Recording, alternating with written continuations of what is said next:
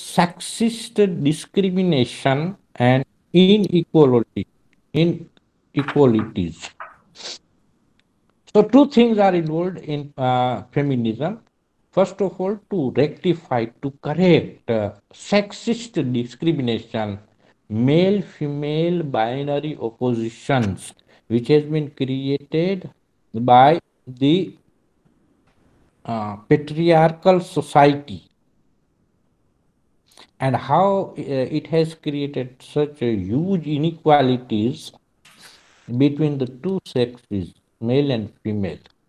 So, as a part of its mission to rectify these things, inequalities, injustices, and discriminations and distortions, feminist movement started, and it gave rise to feminist literature specifically written by women and for women, uh, so to speak.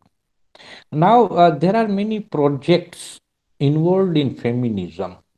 So, let us have a look at all these projects. What are they like, and how they work, and what kind of dialectics or polemics do we find in these projects, feminist projects? So, there are half a dozen projects here. Number one, exposing masculinist stereotypes, masculinist, male dominated stereotypes. Stereotypes, as you know, no, that women are like this and this, they are always like this, they are just like the doormat, they have little brain, less brain, and they cannot be equal with males, and they have no artistic or any other no sensibilities and so on. So these are stereotypes with regard to women, and so it's called masculinist stereotypes. Men are superior, men are more powerful, men are more intelligent, and so on and so on. So, feminism exposes, no, questions and exposes such masculinist stereotypes. And number two, it also seeks to find out certain distortions and omissions which have been created in the male dominated literature. So women have always been represented, depicted as no, uh, uh, with their different images, which are actually projected by male chauvinistic society. For example, in the novels of Hemingway or Faulkner, or for that matter, in any other British or other novelists, we find that women are always, represented in a very different manner, in which distortions and omissions of their importance is highlighted. So they find that in this male dominated literature, women have always been looked down upon as inferior creatures. So this is another project that feminism seeks to explore in its agenda. Number four. So these women started studying female creativity, and they have their own genres, their own modes of literature, and their styles and their themes, their specific themes, their careers, and their literary traditions. So, in that way, we find that a new kind of literature came into being, which is known as women's literature, which is markedly different from men's literature. So this is their another project that we find in feminist criticism. And finally, not only it is not only the literature that they have limited their attention, but they have gone beyond it, and they have created their own specific uh, female criticism, okay, female theory and criticism, their own feminist dialectics, in short. So they created and developed this their own feminist dialectics, feminist polemics, in which they don't agree with all the theories put up by male critics. So they don't follow Sigmund Freud or Lacan, Jacques Lacan, or for that matter, like no other critics who are always driven by their male dominated, thrust in their theories. So they have developed their own theories, and they find out that their dialectics is different from that of other male critics. So these are six agendas, six projects that we find in feminist criticism. Now, what do we find moreover in feminism is that all these feminist critics and novelists as well, they try to refuse, in fact, they do refuse and refute the debilitating cultural roles of angel and monster assigned to women by the patriarchal society.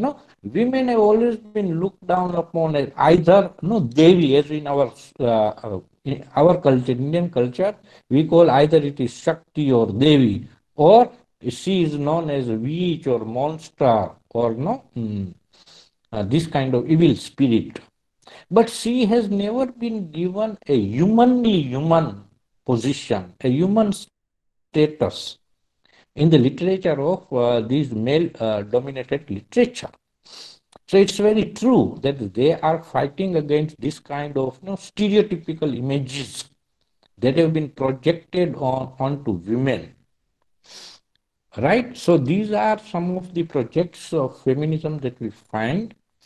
And these feminist critics and novelists also depict certain no female specific diseases in their novels and the writing. For example, the common diseases that we find among women in literature created by these women is that it is the effects of these misogynistic, male dominated, misogynistic, patriarchal societies.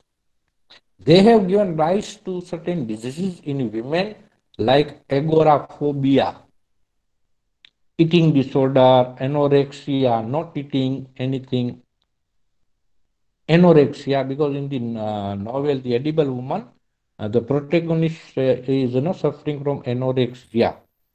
Bulimia is something connected with eating disorder again, and claustrophobia, when women feel that they are confined within some constrained and constraining spaces.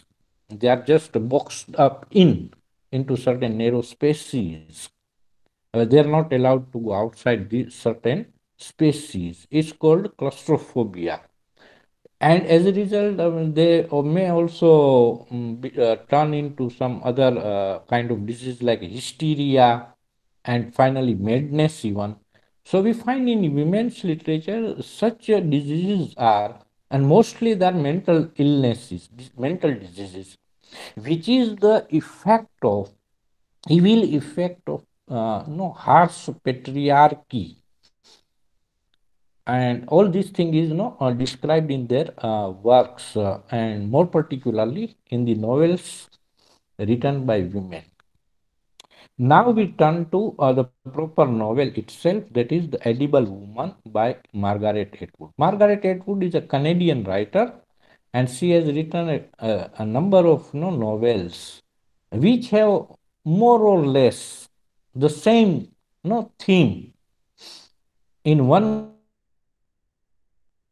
novel, The Edible Woman, first published novel, which was published in 1969, after the wake of women's liberation in the Western countries, and even in Canada, there were suffragettes movements of women, liberation women, movement of women, and sexual revolution in the post-60s era. We have to remember this thing very well, because only then we can locate the matrix of their dynamics, their novel within this period, the period of 1960s.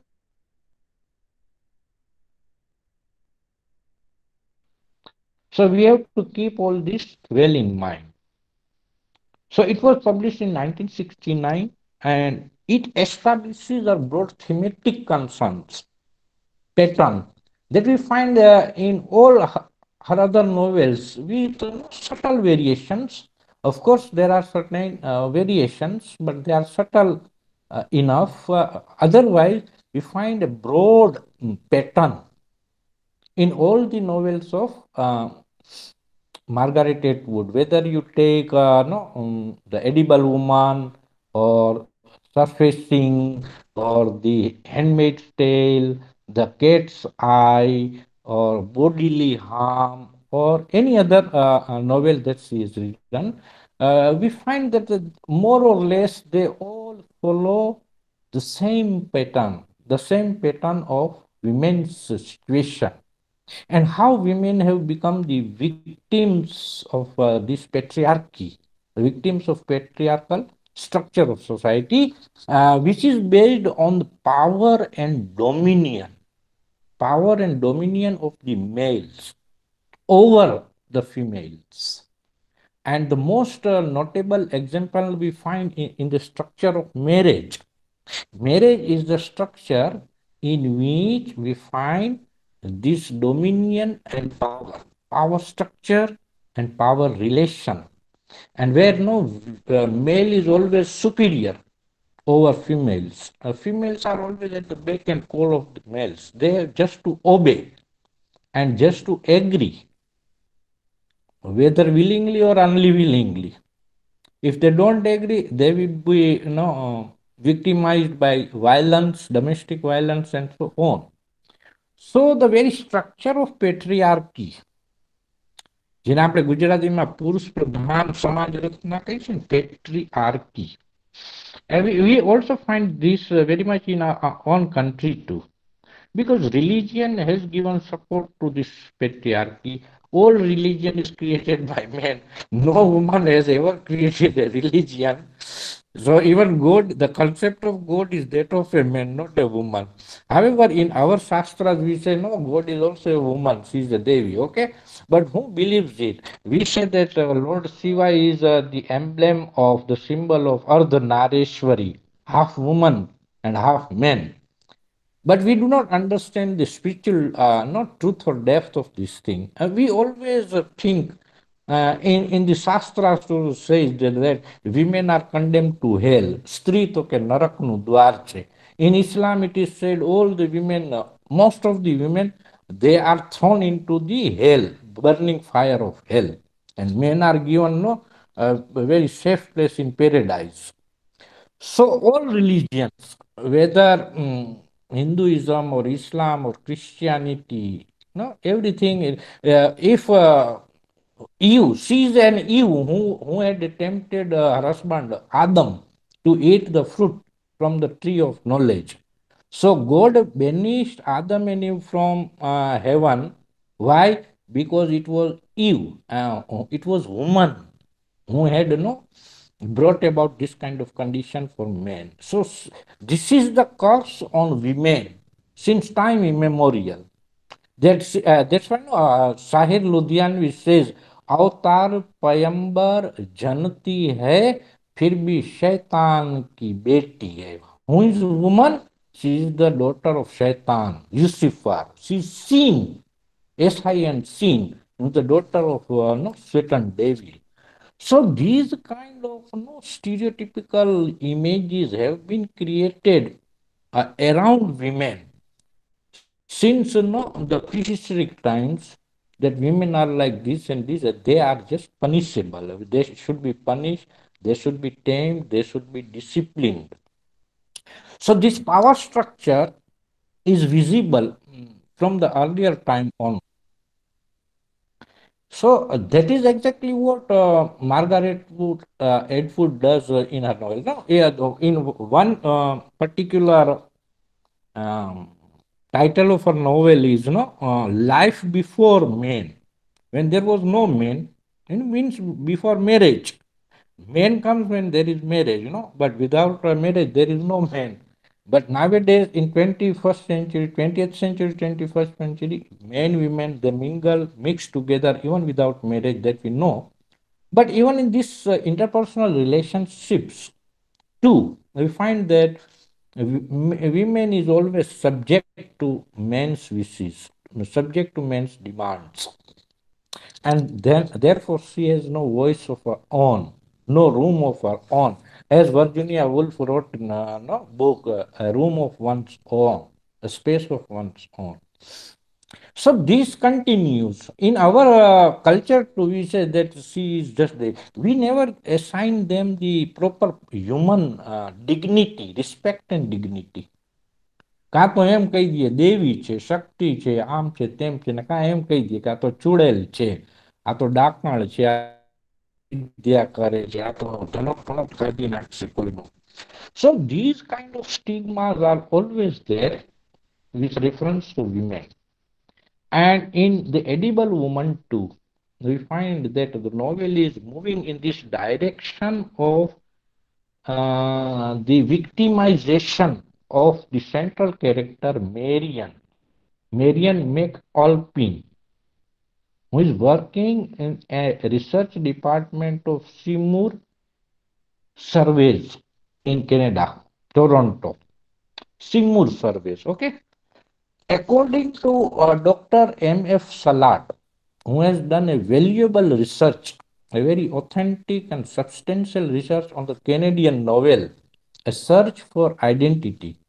And incidentally, I should like to tell you that Dr. M.F. Salat was my research guide at MS University, Baroda, and he has done his research on Margaret Atwood, Margaret Lawrence, Robert Weeb, and other novelists also.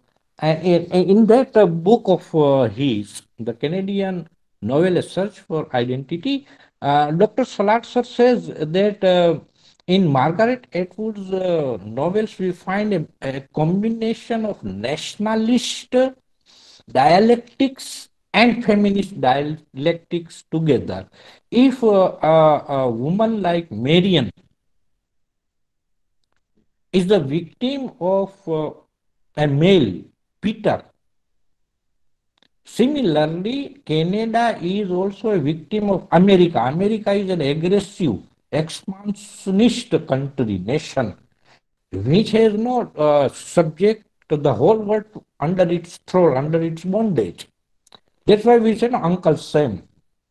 જેમ police વાળો દંડો લઈને ફરે ને એમ America દાદાગીરી કરે છે બધા ઉપર. So America as a kind of male aggressive no agency, and Canada is a passive victim of America's policy, foreign policy.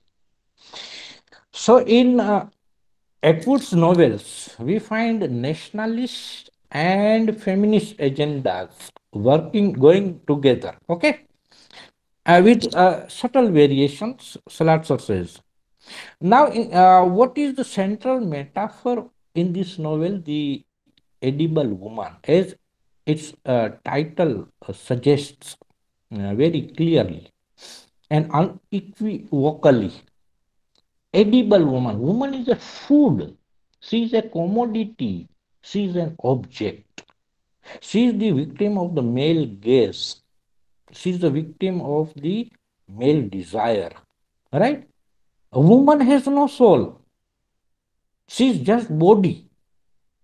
So she is looked down upon, perceived as only the body, without the soul, without the mind.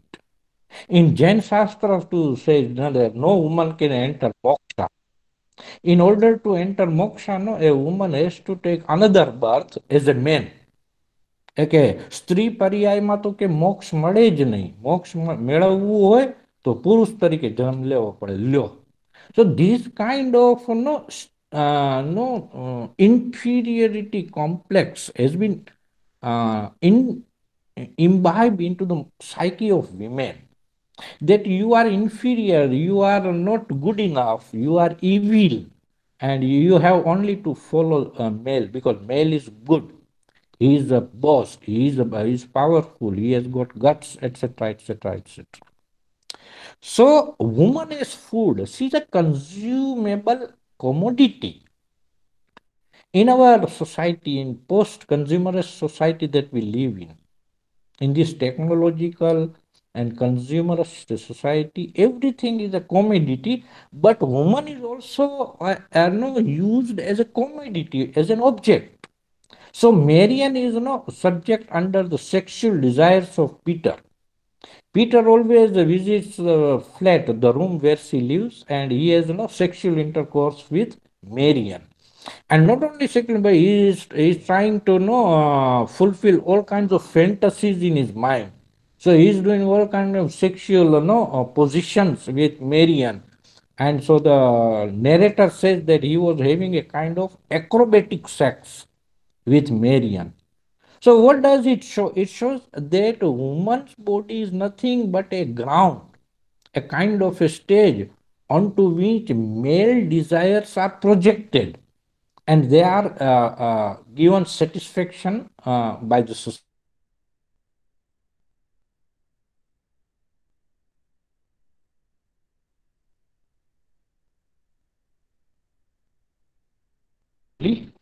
In woman as food is the main central metaphor of the edible woman. Edible. Is Marian an edible woman? So she's not questioning herself. She's doubting this. How come that Peter is not just treating me just like food, as if I were food, and that he's trying to eat me? So, as one critic has rightly pointed out, Hancock, that there is a kind of emotional cannibalism, no eating of the human flesh, emotional cannibalism of Marian. Marian is just like a piece of cake, like a piece of flesh, meat, which Peter and Duncan, another male character, they eat and they just satisfy their thirst, their hunger. So that is the central metaphor in the novel here, woman as food. But the main thing is, she wants to discover the meaning of what is the meaning of being a woman. Is she just an object, a sexual object only? Does she not have her own existence, her own life, her own priorities, her own freedom, her own respect and dignity? So in this novel, we find that she tries to make many endeavors to attain humanity and human identity. Marian is in search of her identity. She has lost her identity because living with people like Peter and Duncan, who are chauvinistic pigs, none better than chauvinist pigs, it's just like losing their respect, their identity.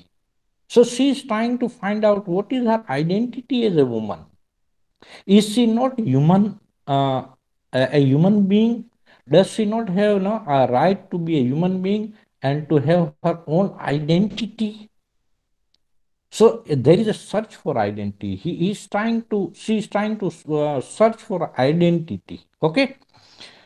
And so the company in which she works, Seymour's Surveys, now is also structured like patriarchy.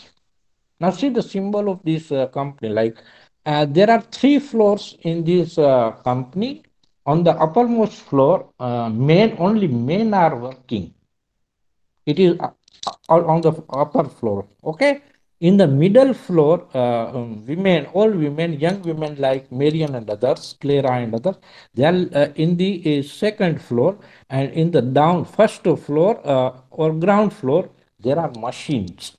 So there are three layers in this structure of the building of this company. It's just like a an ice cream sandwich. So the first layer is that of men.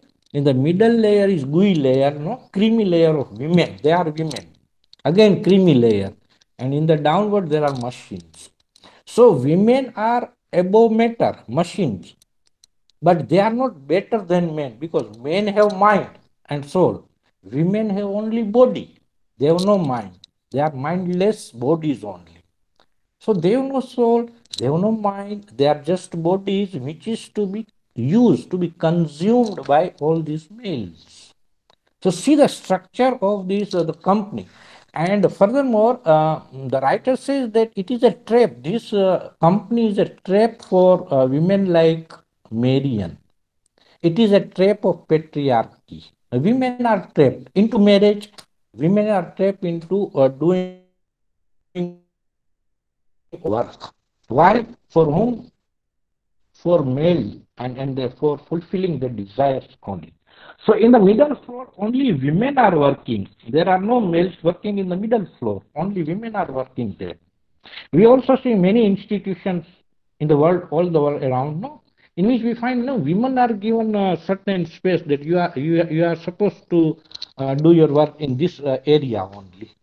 So why this kind of discrimination? Why can't they not share their workplace with other men? It's not given because priority is given to men only. Because men is at the helm, at the very head of these institutions. So wherever we go, we find there is a trap for women, and they are trapped by this structure. And structure is of power and domination, and this relationship of power and domination only. Okay. uh, for example, French critic, mm, I have forgotten his name. He has Simone de Michel Beauvoir? Foucault. Michel Yes, Foucault, Foucault. Simone de Beauvoir. See, yeah, I'm reminded of her. Simone de Beauvoir wrote a book, the entire history of this patriarchy, and the title of that book is The Second Sex. Woman is second. No, see the very word woman. First comes man, then comes woman. She follows. She comes afterwards. So the entire history of woman is that she has been victimized by this structure of society, which is patriarchy. So in that book, The Second Sex, Bawa says that no woman is born as woman, but she becomes a woman. It's a kind of process into which she is thrown by the society. The society says you are women, you are girls. That's why now we say girls should only dress like this. They should not sit like that. It's no good, no, for girls sitting like boys. Some girls, no, when I have gone to see in some women's colleges, no, they just sit like boys because there are no other men there, so they sit very freely. So no, I was no, very glad to see this side. It's good. No, women can, girls can also sit the way they like, but in our society, it is said men should not sit like this. They should properly dress. They are girls. They should behave like this. They should do this thing. Boys cannot do that. Girls should cook. Boys should not cook. All this kind of discrimination, it goes on and on in different areas of our life. What does it suggest? Baba says. Baba says that it suggests that they are becoming women. They are making women as women. And very true. And she says womanize word too. Womanize is also make to make her a woman, to make her realize that you are this only, you are not better than this. So these three layers symbolize matter, body, and mind. But Marian doesn't have mind, she is just body. Okay, so this problematic is created by the dynamics of this narrative, in which she tries to find out why, what should I become like, what am I supposed to become, what is my destiny as a woman. Am I only used as a commodity object? Am I only sold into marriage market? So girls are brought up in such a way that they are fit for marriage market. Marriage is also a kind of commodity, consuming institution. What is marriage? It consumes. Okay, girls should properly behave. They should be fit for living in the in-laws household. They should take care of their husband. They should learn to cook very well. They should not dress up like this way and not that way, and so on and so on. In this way, their very upbringing is done in such a way that finally they are thrown into the market of marriage. And for whose advantage? For the benefit of males only in the society. So society is the enemy of women. Let me tell you. And that is what Margaret Atwood is also suggesting through the character of Marian, Peter, and others. Okay. So crisis, identity crisis takes place in the mind of Marian. Who am I? What is my destiny? Do I have only a biological destiny? Uh, Finally, culminating into marriage, which is a trap only. So, am I only a body? Do not I have a soul or mind of my own freedom, my dignity, my respect, and so on? So, in this way, a crisis, identity crisis, is created in the mind of Marian. So she's trying to find out her own identity, absolute identity, sharply defined identity, which is distinct and different from man's identity. Okay. So in this way, the entire novel is structured into the polemics, these feminist polemics. She's writing about women. Women are the central characters in the narrative, and not men. Men are only victors. Women are victims. Men are conquerors. Women are defeated creatures. So women have no voice. So in this way, women is at the center of this writing of Margaret Atwood. So Marian finally realizes, after many sessions and meetings with Peter and Duncan and others, that am I only a mindless body? Do not I have my own soul, my own place in society? What I'm supposed to do? What is my mission in life then? So am I just the product of this society which is patriarchal? Peter is Marian's fiance. He's a lawyer by profession, but he's very dictatorial. He's very, commanding. He's always, commanding Marian to do this or that. You just dress up in this way and so on. He emblematizes what the archetypal male. Carl Gustav Jung said a male figure is archetypal male. They have phallic principle only. Okay, and they are imperialistic. જાણે કેમ દુનિયાભરનું સામ્રાજ્ય એના જ હાથમાં હોય. He is born to rule over others. So males always feel like that, and they are subjugating. They are trying to enslave, colonize, subjugate women. They are trying to dominate women, and finally they internalize the consumer ethics of the male world. So for the males, everything is consumable. Everything is for the use of the males. So this kind of archetypal figure we find in the character of Peter, who is Marian's fiance. So, but there is one change in the narrative when Marian comes in contact with Duncan. Duncan is a different kind of guy. He is more like a woman than a man. We can say he's just like a transgender personality, and he's fond of wearing women's dresses too. So he's a little bit kind-hearted too.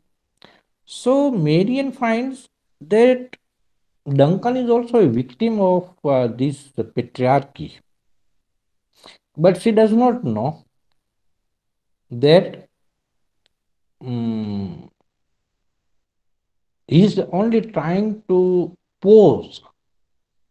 This Duncan is only trying to pose as a victim only. He is not really a victim. Okay, it is Marian who is real victim, and Duncan is only pretending to be a victim. He actually is not victim. So, in the eyes of this Duncan, Marian finds that. Can you hear my voice or video? Why there is another video on the screen Yes, here? yes, sir. Yes, you are Okay, okay, audible. okay, okay, okay, okay. So, in the eyes of Duncan, she finds her own image in her mirror. She looks into the eyes of Duncan and finds, okay, I'm looking like this person. So she has the image of her own as other. She finds her other self, alter ego, in the character of Duncan. And then she finds, oh my God, I am a victim. I have always allowed myself to be victim. Actually, it is not just the fault of Peter and people like him, but I was just allowing, I was permitting them to exploit me, to dominate me, to victimize me. I was part of this victimization process. She realizes this. So this is the moment of what we say self-examination and self-knowledge for Marian. Now she must be free of this kind of victim complex. So what to do in order to free herself from this victim syndrome? So she, no, she gives up eating food. If I don't eat food, then they will not no, eat me like food. This food is the problem. Food is commodity, consumable commodity. If I don't allow my body to be used, to be eaten by the males, then I will be released. I will be free from this kind of trap. So she realizes, okay, I got the main problem. I got the main core of the problem. The problem is I am allowing it. So Marian thinks, now I will no longer allow this kind of victimization process. So she gives up eating. Now, giving up eating maybe taken as a kind of suddhikara process. That is purification process in our shastra. It is said, no, we have to make our body, mind, everything, no, shuddh, pure. So, giving up food is this anorexia nervosa. In psychological terms, it is known.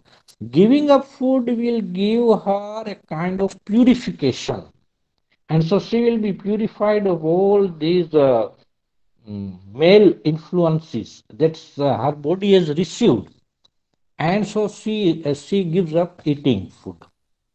That is in part two of the novel, which is not taken up by the third person point of view, omniscient point of view. Part one begins with the first person singular narrative, and part two is not taken up by the omniscient point of view. So she gives up. The writer writes that she gives up eating, and people think that she is now suffering from some mental disease called anorexia nervosa. ખાવા પીવાનું છોડી દે આમે આપણે છોકરીઓ આજકાલ નથી slim ને thin થવાની ઘેલછામાં ખાવાનું છોડી જ દે છે નથી ખાતા ખાલી સલાડ ખાય કાકા એ ઓછું કરી દે એટલે ખાઈને એકદમ દુબળા પાતળા થઈ જવાનું but this is one kind of no disease, mental disease. So but why she gives up? Because she doesn't want to be used, exploited by people like Duncan and Peter. So she gives up eating.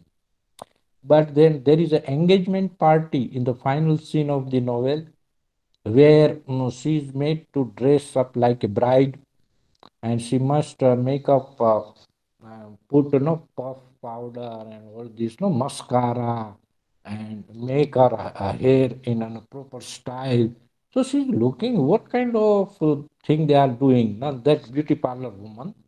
So she is not decorating her as if no she is making some cake, some kind of cake, some kind of ice cream or eatable item. So she realizes this is wrong. So she says, no, this is wrong. I must not get married with Peter. Now it is over. I must break loose with Peter and I'm not going to marry.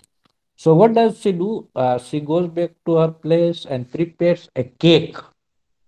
Cake in the shape of a woman, right?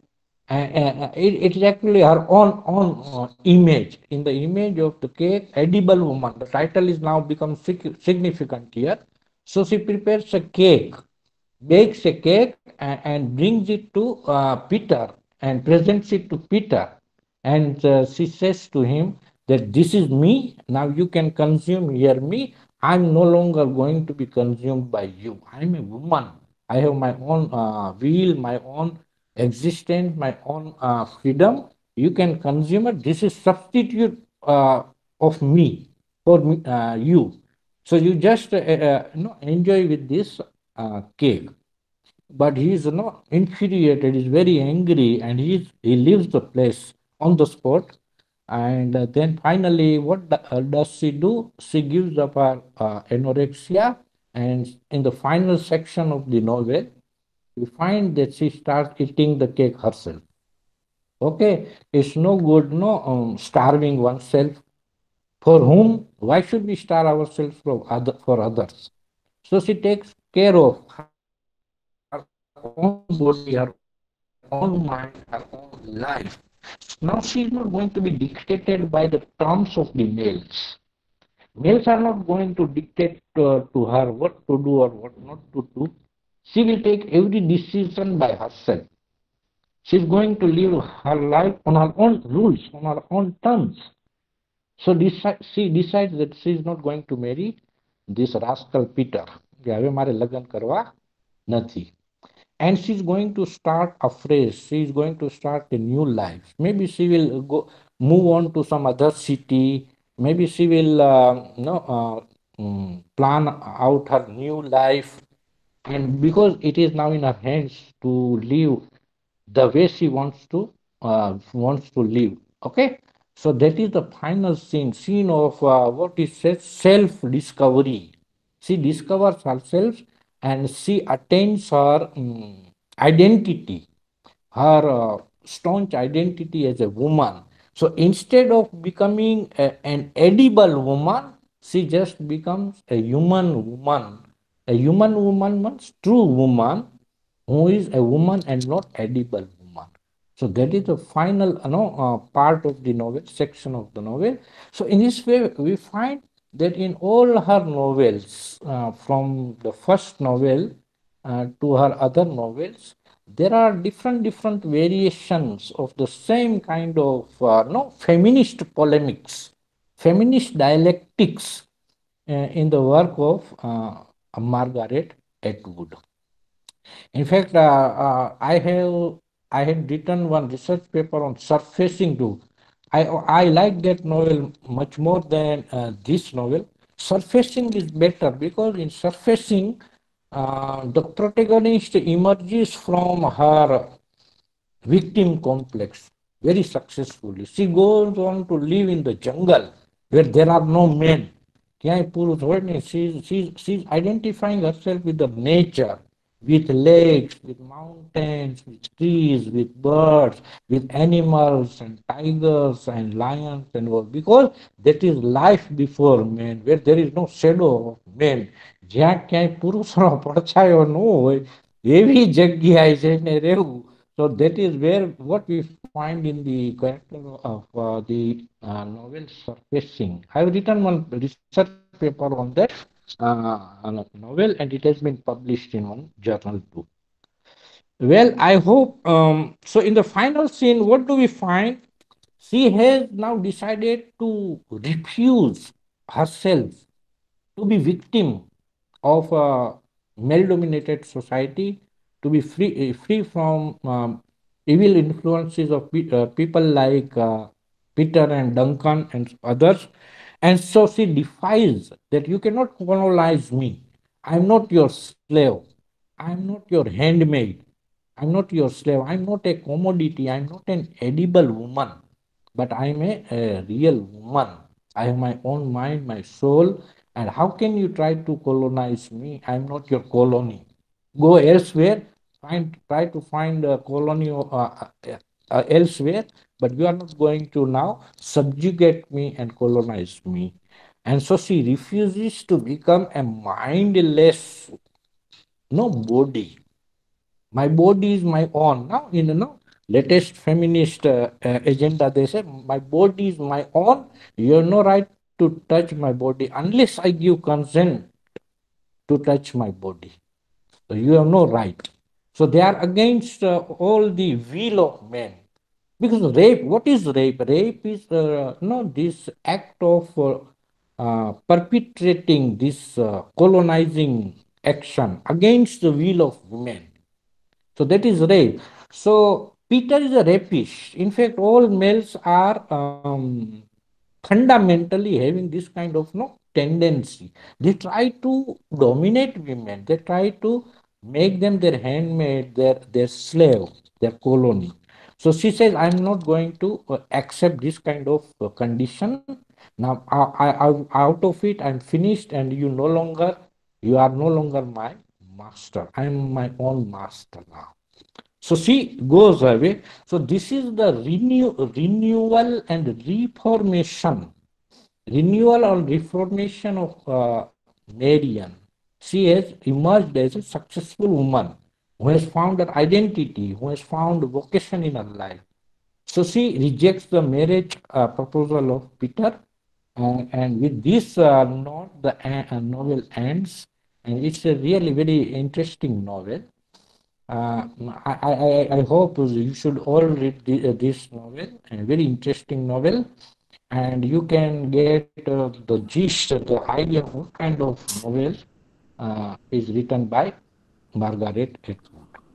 Thank you very much. Thank you. Thank you, sir. Any questions? Yes, sure. If any of you wants to ask any question.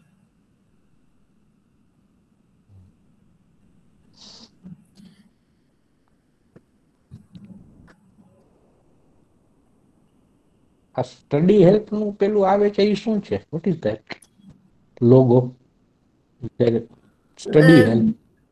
this is a low profile picture of someone. કોઈનું profile picture છે. અચ્છા. How many students are attending this session here? Only yours to college, or are there Uh, others too?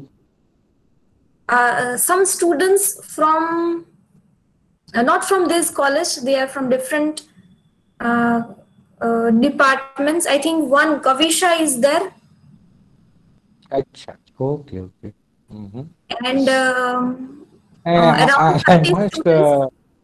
I must ask forgiveness of Kavisa because I couldn't work well with MS Teams, and it delayed the session. She must be very sulky about the matter due to the lack of this technological know-how.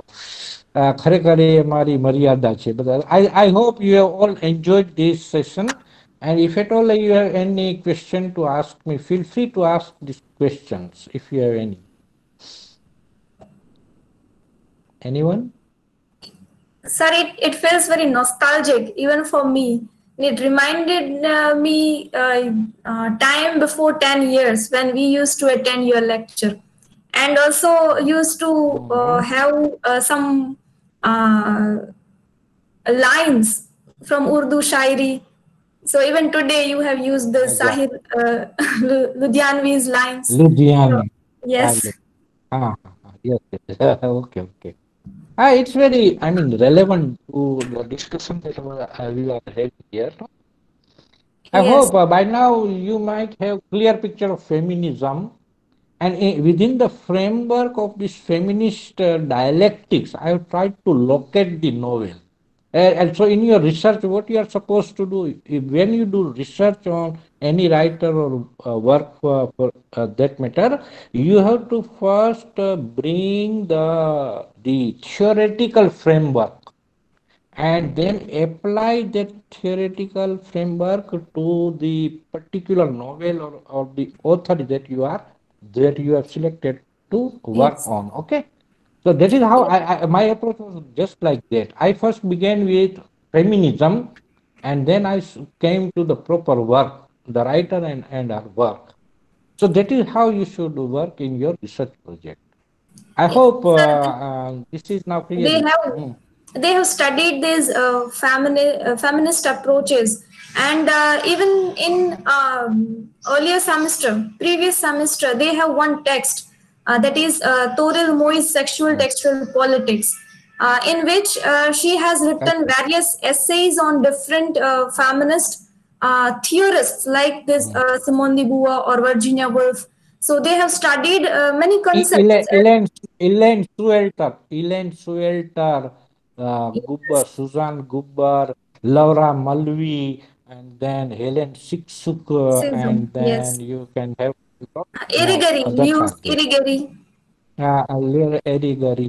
Now, no, within feminist criticism itself, no, there are many fields and functions. Like we have queer study, we have lesbian studies, we have gay literature, we have women's literature, and we have no third women's literature. Because white women is different, black women is different, black Yes, feminist, American literature, Asian literature. There are many fields: queer study, lesbian study, and so on. So within feminist agendas themselves, we find that there is a variety of feminism. No two feminism is the same or alike. Our feminism, the kind of feminism that we study in India, is different from Canadian feminism, or for that matter, from American feminism.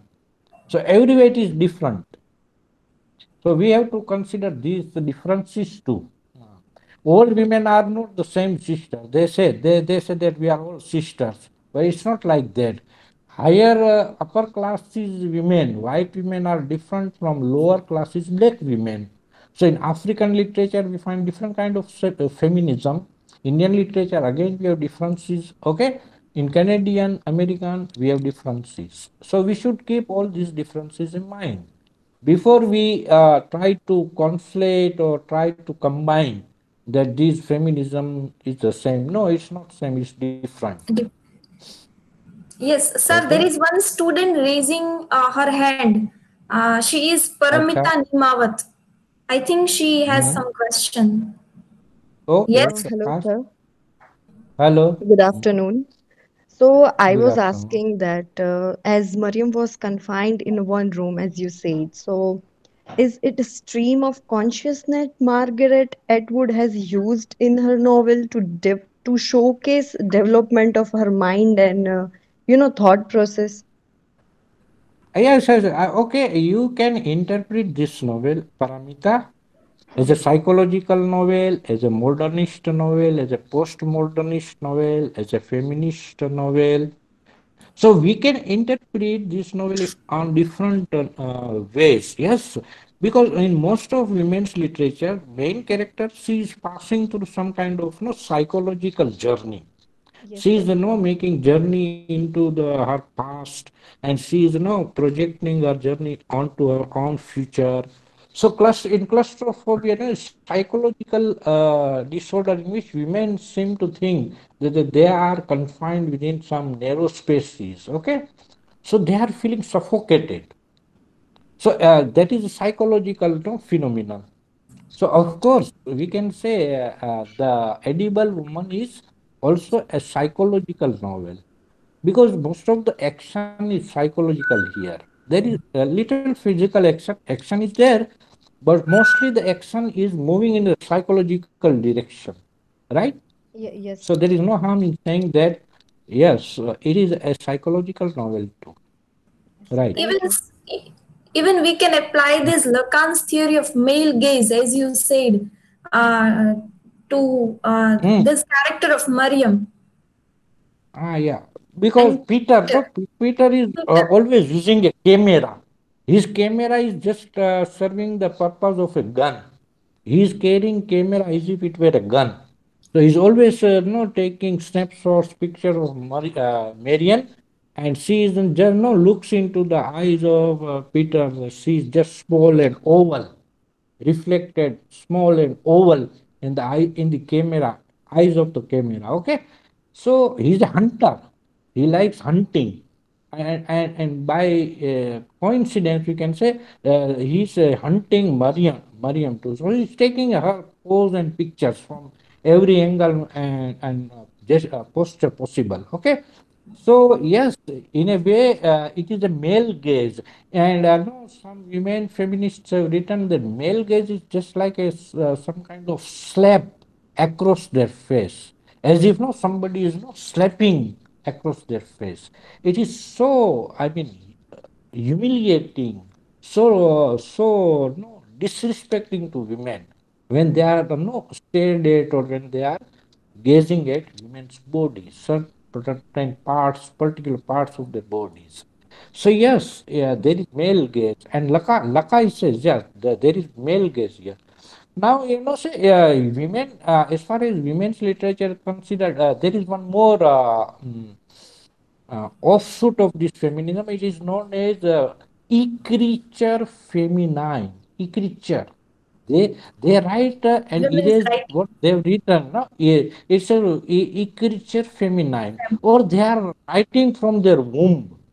Everything is coming from their womb. So they are not writing from phallic centered, fellow-centered point of view, which we find in Hemingway. Hemingwayમાં તમે એમ જ જો આવી જા દીકરા મારને ભડાકાન તડાકાન જે જે માણસોના હોય છે ને ego, male ego, it is there in Hemingway. But in Margaret Atwood and in others, you won't find this kind of ego here. Okay? Any other question?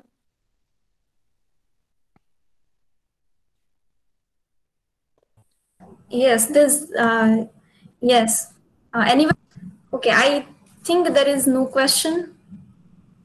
I hope you enjoyed this session. Uh, Apart from some technical, I mean, no disturbances, if it had been started earlier, it would have been well and good. But anyhow, I hope you all enjoyed it, and I am very thankful to you that you patiently given your ears to my talk here, and It's I it's really actually enjoyed. our It's actually our Mm. privilege to have you, and it is always a privilege to listen something from experienced teacher like you, who taught various Okay. topics.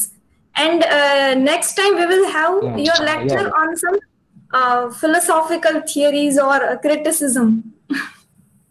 Then So it will be a song for me, song for Solomon. No, you so read that Toni Morrison's to no, WSI, Toni Morrison's. yes, It's also yes. feminist, yeah, Toni Morrison's.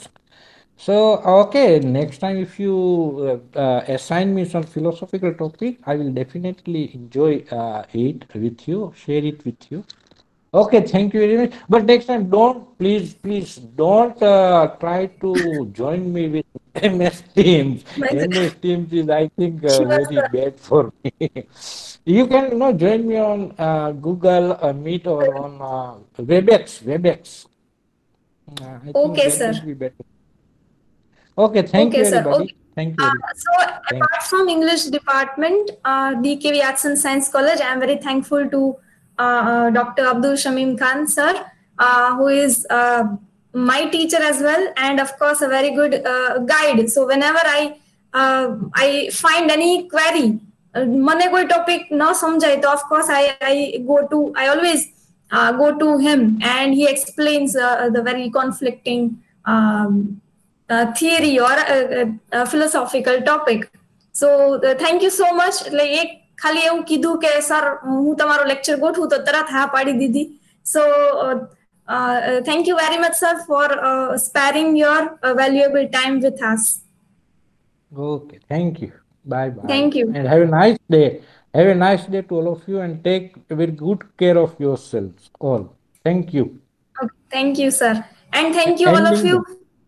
the Yes, okay, thank you, all please of you, end for the joining us here. meeting. Mm, thank you. Yes. And even there are many people who are coming from different places to join us. So thank you so much to all of you, like Kavisha or Jayendra C. Parmar. Even Jay Mehta was there, but Okay. he has some work. So he Mm, said that keep your recording on. I will listen later on. So okay. there are Yeah. some. So I'm Jay is very good. Thank you, everybody. Thank you. Okay. And Happy thank New you so Year to much. you, all of you. Happy New Year. Same to you, sir. Thank you, sir. Thank Same you. to you, sir. Thank you, Pooja ma'am. Okay. Okay. Thank you so much, all of E- you. So here I'm ending. Yes, sir. Please. Ending the meeting. Okay. Thank Yeah, you. sure. Thank you. Okay. Goodbye, all of you. Goodbye.